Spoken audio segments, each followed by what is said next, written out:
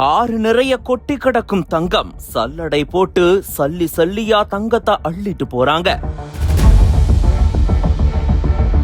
இதுதாங்க நிஜ தங்க வேட்டைன்ற மாதிரி ஊரே ஆற்றுல இறங்கி தங்கத்தை தேடும் பணியில ஈடுபட்டிருக்காங்க. கோதாவரி ஆற்றுல வருஷம் வருஷம் நடக்கக்கூடிய முக்கிய திருவிழா இது. எப்படி அங்க தங்கம் இருக்குது, எதனால மக்கள் இப்படி தேடுறாங்க, வாங்க இந்த திருவிழா பத்தி விரிவா இந்த வீடியோல பார்க்கலாம். வைகை, காவிரி மாதிரியான ஆறுகள் வறண்டு போகும்போது வறட்சி ஏற்படும். அதாவது ஆறுல தண்ணீர் குறைஞ்சாவே வறட்சி ஏற்பட்டதாதான் அர்த்தம். ஆனா மகாராஷ்டிராவுடைய பைத்தன் நகரத்துல இருக்கக்கூடிய உள்ளூர்வாசிகளுக்கு மட்டும் கோதாவரி ஆற்றுல நீர்மட்டம் குறைஞ்சதுன்னா ஒரே கொண்டாட்டம் தான். ஏன்னா தங்க புதையல் எடுக்க கிளம்பிடுவாங்க. தங்கம் எடுக்கக்கூடிய இடமா இந்த ஆறு இருக்கு. தங்க புதையலை தேடி ஆற்றங்கரைக்கு செல்ல வேண்டிய நேரமா இது மாறுது. மக்கள் சல்லடையோட தங்கத்தை தேடி அலையும் கதைய இப்ப விரிவா பார்க்கலாம். தங்கம் இன்னைக்கு தேதிக்கு யாருக்கு தான் பிடிக்காது? தங்கத்தினுடைய விலை நாளுக்கு நாள் அதிகரிச்சுட்டே இருக்கு.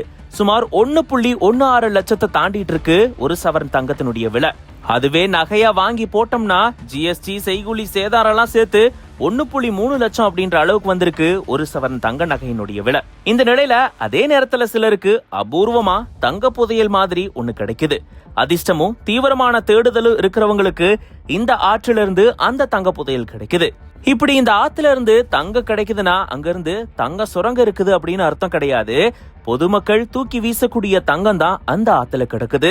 அததான் ஒவ்வொரு வருஷமும் பொதுமக்கள் சல்லடை போட்டு எடுக்கிறாங்க. ஆனா இவ்வளவு விலை இருக்கக்கூடிய தங்கத்தை யாராச்சும் தூக்கி ஆத்துல போடுவாங்களா அப்படின்னு கேட்டா வீசுறாங்க.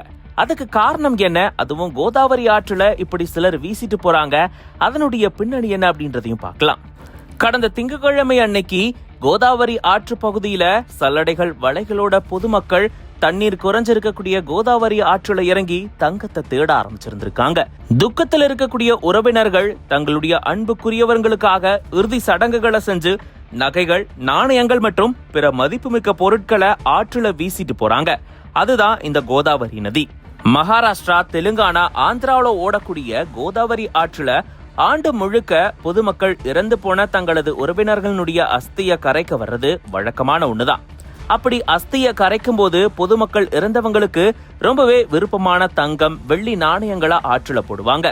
அப்படி போடப்படக்கூடிய பொருட்கள் ஆற்றங்கரை சகதியில கிடக்கும். அந்த தங்கத்தை எடுக்க தான் கிராம மக்கள் ஒவ்வொரு ஆண்டும் போட்டி போடுறாங்க. ஒவ்வொரு வருஷமும் மார்ச் மாதம் மகாராஷ்டிராவுடைய பைத்தன் நகர்ல ஏக்நாத் மகாராஜா கோயில் திருவிழா நடக்கிறது வழக்கம். இந்த திருவிழா அப்போ லட்சக்கணக்கான பக்தர்கள் மாநிலம் முழுவதும் இருந்து பைத்தான் நகரத்துக்கு வருவாங்க.